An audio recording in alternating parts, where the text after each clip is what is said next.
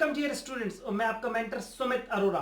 बढ़ते हैं अपने कंज्यूमर इक्विलिब्रियम के नेक्स्ट टॉपिक यूटिलिटी कंसेप्ट्स के ऊपर। आज के इस पर्टिकुलर वीडियो में अपन यूटिलिटी के concepts that is total utility और मार्जिनल यूटिलिटी को पूरा करेंगे और उसी के साथ साथ अपन आगे का first law of 11th economics that is law of diminishing marginal utility cover करेंगे। बढ़ते हैं वीडियो की तरफ। यूटिलिटी हम लोगों ने लास्ट वीडियो में देखा था। यूटिलिटी आखिर होता क्या है? यूटिलिटी का मतलब होता है want satisfying power of a commodity. किसी भी कमोडिटी को हम कंज्यूम करते हैं तो उससे हमको जो सेटिस्फेक्शन मिलता है that is what we can consider as utility. Now utility राजा बेटा दो पर्टिकुलर नेचर को फॉलो करती है। एक होती है टोटल यूटिलिटी, एक होती है मार्जिनल यूटिलिटी। मीनिंग बहुत ध्यान से समझना। अभी फिलहाल मैं आप लोगों को यहाँ पर एक पर्टिकुलर शेड्यूल की हेल्प से आपको ये टॉपिक समझाऊंगा। फिलहाल यूटिलिटी को 2 मिनट के लिए साइड में रखते हैं, टोटल वर्ड को देखते हैं। टोटल अगर मैं बोलूं कि फॉर एग्जांपल अगर मानकर चलो मैंने अभी तक total 7 number of videos upload करी। 12th क्लास के अंदर मैंने अभी तक 5 to 6 वीडियोस अपलोड कर चुका हूं। 11th क्लास में मैं 1-2 वीडियोस और अपलोड कर रहा हूं। तो एक सेकंड के लिए अगर मैं बात करूं तो इन ऑल मैंने कितनी वीडियो अपलोड करे, वो हो गया टोटल। टोटल वर्ड का मतलब हमेशा हर बार क्या होता है? Total number of additions, total number of sum total of all the units. अब अगर इसी बात को यहां पे देखें तो sum total of all the units, अगर मैं यूटिलिटी के पॉइंट ऑफ व्यू से बोलूं तो यूनिट्स कंज्यूम्ड। देखते हैं एक बहुत अच्छा सा एग्जांपल। मान के चलो 1 मिनट के लिए आप एक स्टूडेंट हो और आपके पास टोटल 5 सब्जेक्ट्स हैं, है ना? आप ध्यान से समझना। आपका पहला सब्जेक्ट है लेट अस सपोज ए नाम का। आपने अपने हाफ ईयरली स्कूल में हाफ ईयरली एग्जाम्स चल रहे थे और आपका उस हाफ ईयरली एग्जाम में अगर आपके मान लो 1 मिनट के लिए मैं बोलूं you score 75 marks in the particular subject. ठीक है, ध्यान से सुनना। आपने 75 मार्क्स स्कोर करे तो अब आपका टोटल कितना हो गया अभी फिलहाल के लिए? 75। ठीक है, 75। नाउ अब अगर मैं बोलूं कि आपने अपना सेकंड सब्जेक्ट देखा, आपको सेकंड सब्जेक्ट के मार्क्स मिले, in that particular subject you score 50 marks. Second subject में कितना स्कोर किया बेटा आपने? 50 मार्क्स। तो अब टोटल कितना हो गया? टोटल हो गया 125। तो टोटल हो क्या रहा है? एडिशन। एक के आने से एडिशन हुआ। लेट अस सपोज अगर मैं आपसे बात करूं नेक्स्ट सब्जेक्ट में you score 40 marks. Now the total is how much? The total is 165. Let us suppose you score next paper में 35. How much you score now? 200 total. Next suppose you score 70. Now how what will the total is? 270. तो in all what I am trying to say, total word का मतलब क्या है? Sum of all the units, sum of all the additional subjects. 75 plus 50 करके हुआ 125 plus 40 करके हुआ 165 plus 35 करके 200 अगेन प्लस 70 करके 270। तो what I am trying to say, what do you understand by the term total? Total word का मतलब होता है sum of all the units.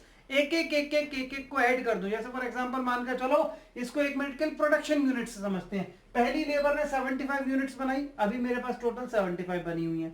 Second labour I, उसने मेहनत करके 50 यूनिट्स बनाई, तो अब मेरे पास टोटल कितनी हो गई? 75 पहले ने बनाई थी, 50 अगले ने बनाई तो हो गए 125। नेक्स्ट वाले ने एफर्ट्स करके 40 बनाए 160, अगले ने एफर्ट्स करके 35 बनाए 200। What I am trying to say, total word का मतलब क्या है? टोटल वर्ड का मतलब होता है sum of all the units. अब फॉर्मूला कैसे बन जाएगा? मार्जिनल 1 + 2 + 3। अब ये मार्जिन क्या है उसको 1 सेकंड के अंदर मैं समझा रहा हूं। देखिए marginal students 11th class micro economics में इस पर्टिकुलर वर्ड का बहुत इंपॉर्टेंट रोल है बेटे। मार्जिनल का मतलब होता है 1 एडिशनल। बहुत ध्यान से समझना, मार्जिनल का मतलब होता है 1 एडिशनल। एक बात याद रखना, 1 एडिशनल जरूर लिखना। 1 भी इंपॉर्टेंट है, एडिशनल भी इंपॉर्टेंट है। क्यों? देखिए बहुत ध्यान से समझना। अगर मैं इसी पर्टिकुलर एग्जाम्पल के हिसाब से बात करूं तो जब मेरे को बी सब्जेक्ट के नंबर नहीं मिले थे, मुझे बी के नंबर नहीं मिले थे, तो मेरा टोटल 75 था। Please pay attention in the class. जब बी के मार्क्स नहीं मिले थे तो टोटल 75 था। बी के आने से बी के आने से मेरा टोटल हो गया 125। यही लिखा था मैंने, यही लिखा था मैंने। बी के आने से मेरा टोटल कितना हो गया 125।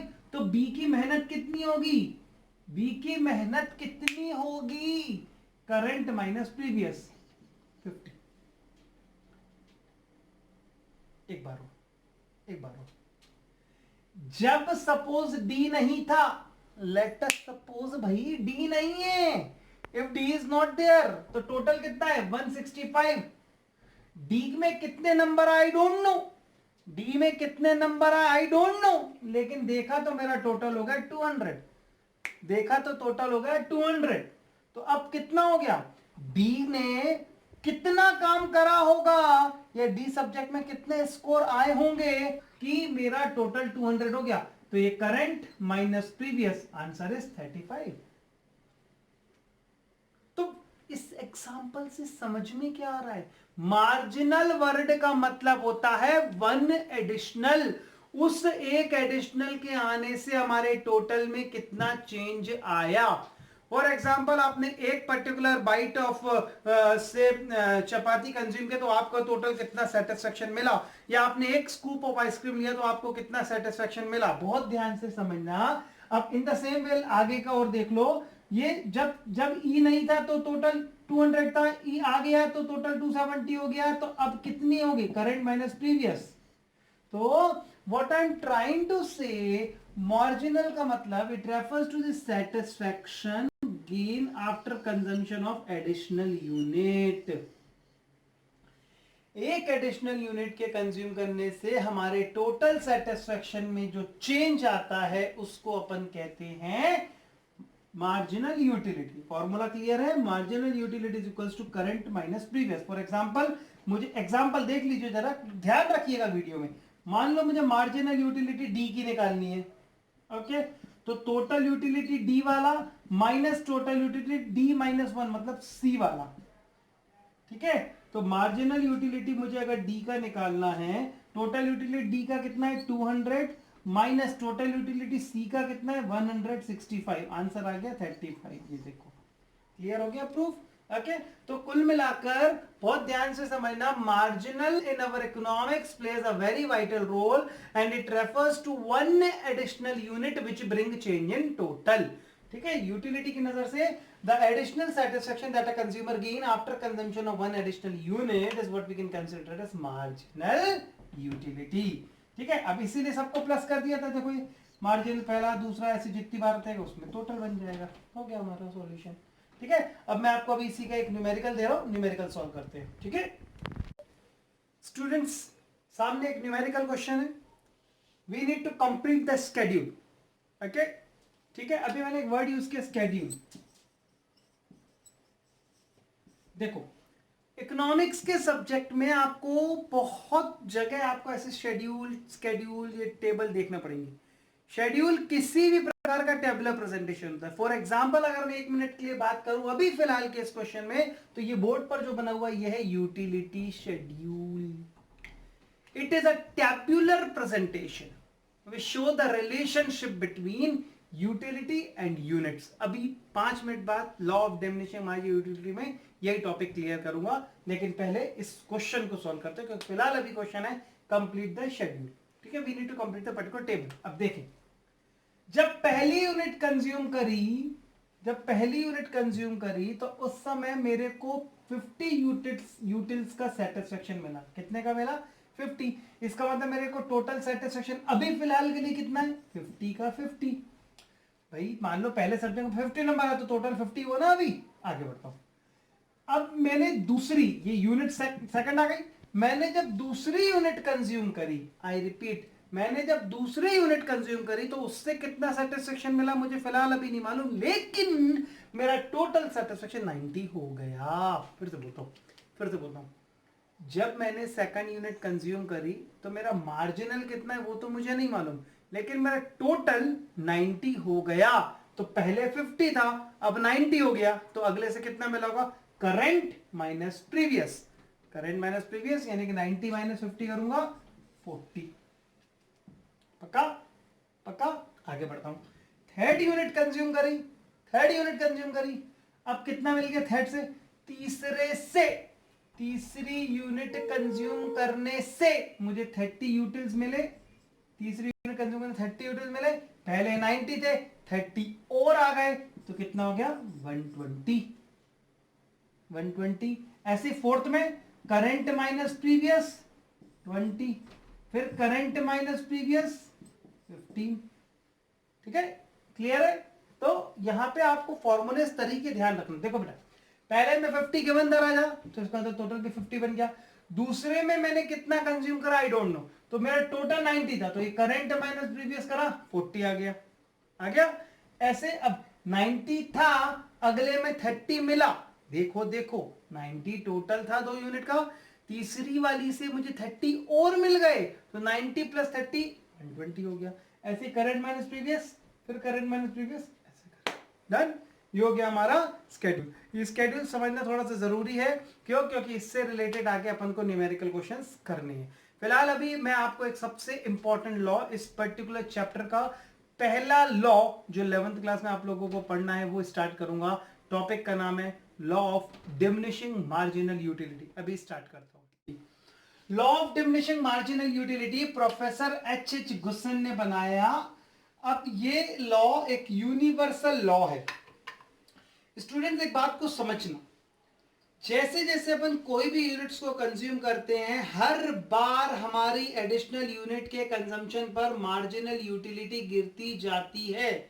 आप एक बात को समझ के देखो, आप किसी भी केस में देख लो। आज अगर सपोज मानकर चलो मुझे बहुत प्यास लग रही है, ठीक है। अब अगर मुझे प्यास लग रही है, मैंने पहला सिप पानी का लिया, एक ग्लास ऑफ वाटर लिया, मैंने उसमें से फर्स्ट सिप पानी का लिया, तो first sip of water will going to give me immense of satisfaction, क्योंकि कहीं ना कहीं उस पानी के एक सिप ने मेरी को काफी थर्स्टनेस कम कर दी होगी। मैं ये नहीं कह रहा कि मैं एक सिप पी के बंद कर दूंगा, नो प्लीज, लेकिन the first sip is giving me enormous of satisfaction compared to the next one and then next one and then next one.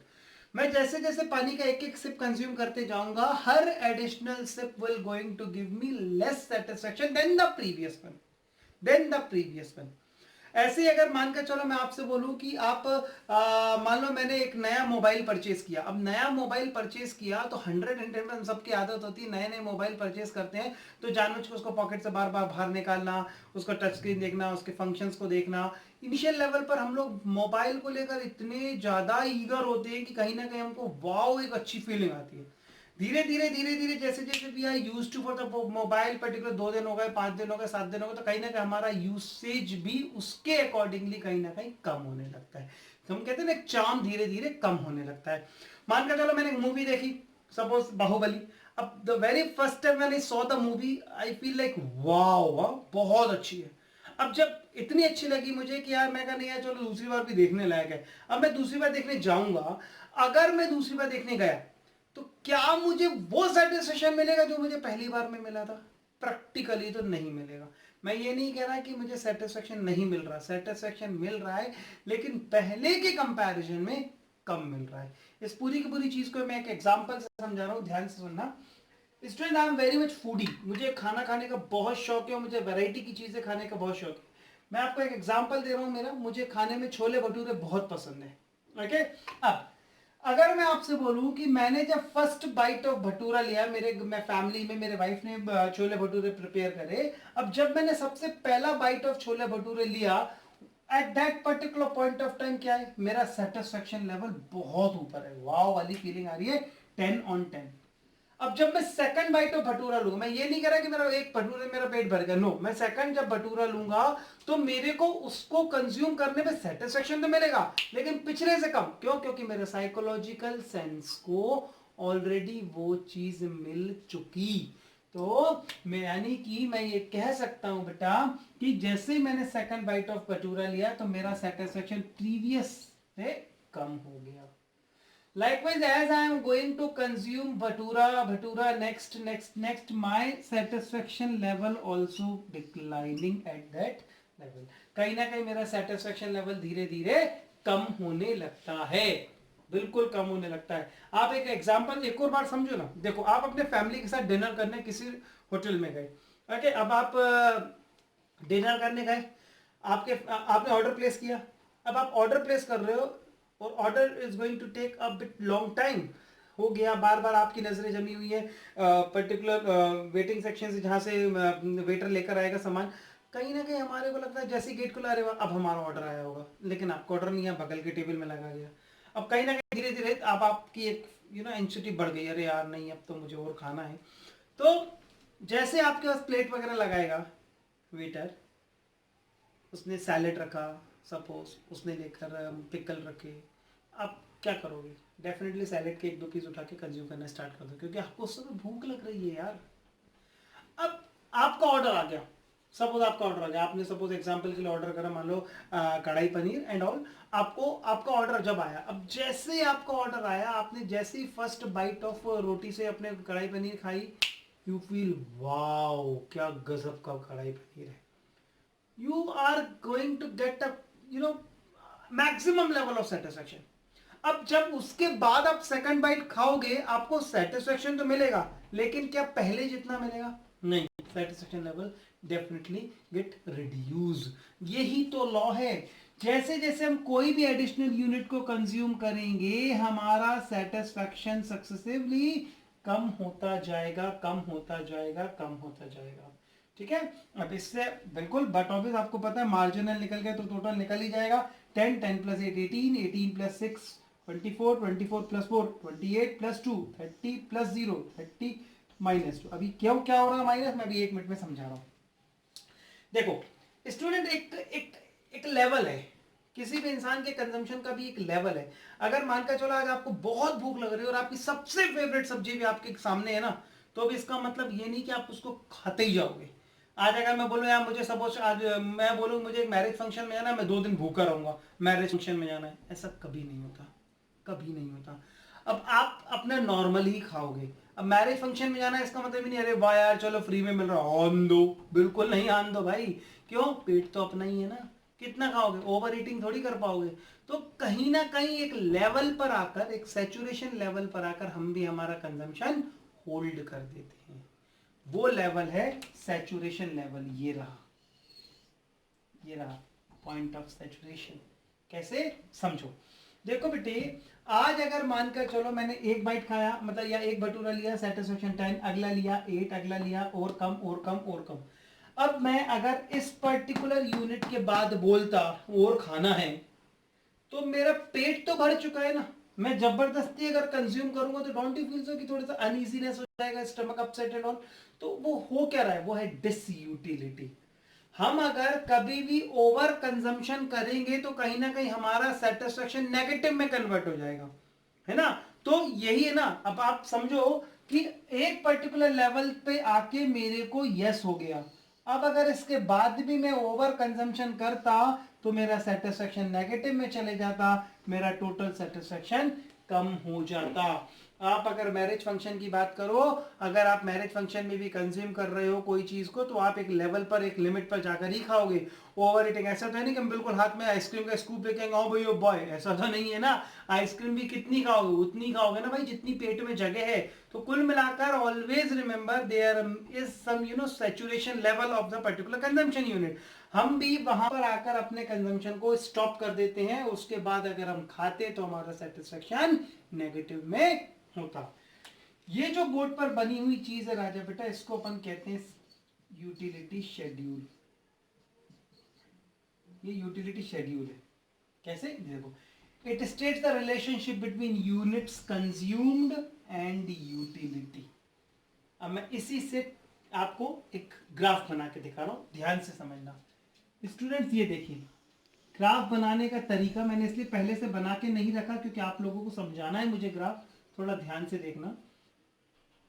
X axis पर आएगा यूनिट्स कंजम्पशन, क्योंकि एक्स एक्सिस पे उसको लेते हैं जो इंडिपेंडेंट है, वाई पे वो चीज आती है जो डिपेंड होती है। बट अब utility is dependent on units, तो यूनिट्स यहां आएगा, ये डिपेंडेंट वेरिएबल यूटिलिटी इधर आएगा। बना के दिखाता हूं, यूनिट्स कंज्यूम्ड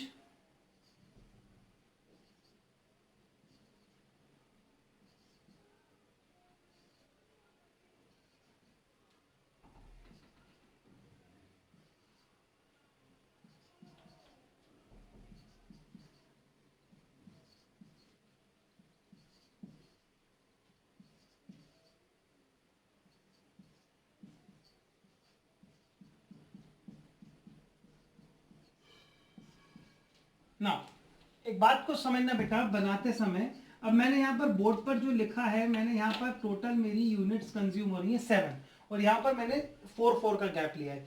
आप अगर मान कर चलो तो बनाते समय ना थोड़ी सी समझदारी रखना। अगर आप यहाँ पे मान लो 1 मिनट के लिए 10 का गैप लेते, 10, 20, 30, तो ये इतना सा बनता, ये इधर इतना एक्सेस बनता, अनईजी दिखता, अच्छा नहीं दिखता। 2 का गैप लेते तो 2, 4, 6, 8, 10, 12, 14, 16 ऐसे कहाँ तक जाता, तो वो बहुत गलत दिखता, वो एक्सेस पे बहुत ज्यादा दिखता। आपको अपना ब्रेकअप उतना लेना है जिससे कि दोनों एक्सेस पर या तो इधर 7 है ना, 7 है ना, इधर 8 है, देख लो कैसे 1, 2, 3, 4, 5, 6, 7, 8। तो आप बनाते समय थोड़ा सा ध्यान रखना, अगर इधर 7 है तो इधर भी या तो 7 हो, या एक ज्यादा या एक कम, थोड़ा सा इक्वल दिखता है, बैलेंस्ड दिखता है। ठीक है, चलो अब मैं यहाँ पे ग्राफ बना रहा हूँ, बहुत ध्यान देना। पहले मैं मार्जिनल यूटिलिटी बना रहा हूँ। पहले पे मार्जिनल कितना है, 0 पे, 0 पे तो कुछ है ही नहीं क्योंकि कंज्यूम ही नहीं हुआ। तो फर्स्ट पे कितना है, 10, 10 मतलब ये देखो 8 और 12 के बीच में, देखो 1 से गया 8 और 12 के बीच में, ऐसे बन गया। सेकंड पे कितना है, 8, ये ऐसे बन गया। थर्ड पे कितना है, 6, ये 4 और 8 के बीच में। 4 पे 4, 5 पे 2, 6 पे 0, ये देखो 0, ये 0 है ना, ये देखो। अब ये मैं नीचे करके -4, मैं -2 नहीं लिख सकता क्योंकि सब में गैप 4 का है। 7 पे कितना है, -2 है ना, तो ये -2 इधर कहीं आ जाएगा। अब मैं इसको हल्के हाथ से बना दूंगा, बिल्कुल आपको स्केल यूज नहीं करना। ठीक है, ये मार्जिनल यूटिलिटी है। आगे टोटल यूटिलिटी को बना रहा हूं, ठीक है, ध्यान से समझना। टोटल यूटिलिटी नाउ, पहले पे टोटल 10, दूसरे पे 18, ये देखो 2 पे 18, तीसरे पे 24, 4 पे 28, 5 पे 30, 6 पे 30, 7 पे 28। इसको भी फ्री हैंड से बनाओ, ये बना टोटल यूटिलिटी। स्केल यूज मत करना, कर्व है, कर्व यू शेप देखना चाहिए, वी नहीं, यू शेप देखना चाहिए। ठीक है, अब यहां पर अगर अपन देखें relationship between marginal utility and total utility, ठीक है, इन दोनों के बीच का रिलेशन थोड़ा ध्यान से समझना। देखो बेटा, पहला रिलेशन, जब मार्जिनल यूटिलिटी गिरता है, देखो ये गिर रहा है, ये देखो ये गिर रहा है ना बेटा, जब मार्जिनल यूटिलिटी गिरता है, मैंने डाउन साइड कैसे बनाया, तो टोटल यूटिलिटी बढ़ता है, ये बढ़ रहा है, लेकिन 10 से 18 से 24 से 28, लेकिन बढ़ने का पेस हर बार कम हो रहा है। यानी कि यहां पे मैं अंडर बार का साइन बनाऊंगा, मैं यहां लिखूंगा एट डिमिनिशिंग रेट।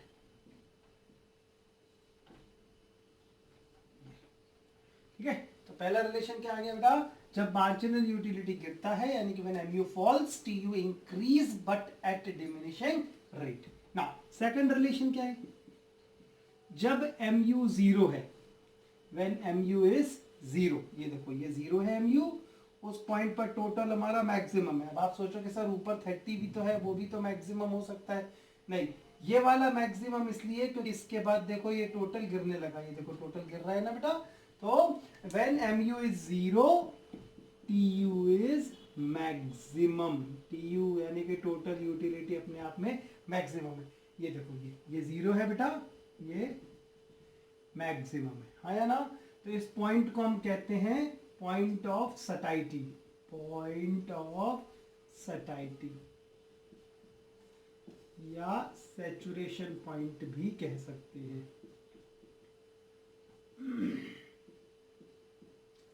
ठीक है, और आखिरी रिलेशन बेटा, जब ये नेगेटिव हो जाता है तो ये गिरने लगता है।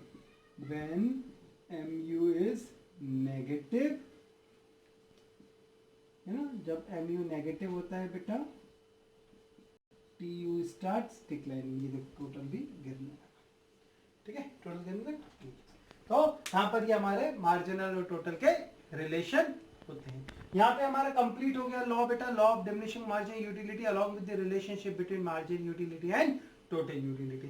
बस अपन अपने अगले वीडियो में यूटिलिटी अप्रोच के हिसाब से कंज्यूमर इक्विलिब्रियम का टॉपिक स्टार्ट करेंगे। Be there on the class. Thank you बेटा।